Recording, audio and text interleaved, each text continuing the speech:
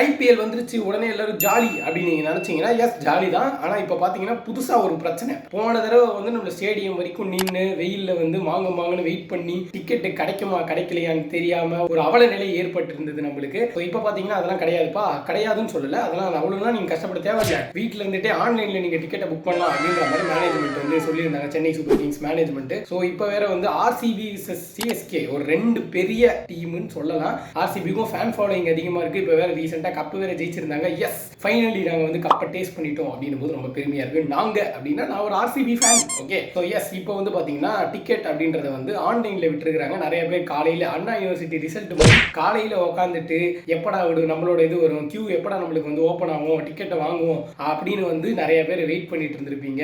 ஒரு டிக்கெட் 9,000 ரூபாய்க்குலாம் விற்கிறாங்க. எனக்கு தெரியல எவ்வளவு லெஜிட்டான அமௌண்ட்ன்றது தெரியல. பட் என்னோட ஃப்ரெண்ட்ஸ் குரூப்ல சர்க்குலேட் ஆயிட்டு இருந்தது பாத்தீங்கன்னா 18,000 ரூபாய் வரைக்கும் ஒரு டிக்கெட்டை வந்து விற்கிறாங்க.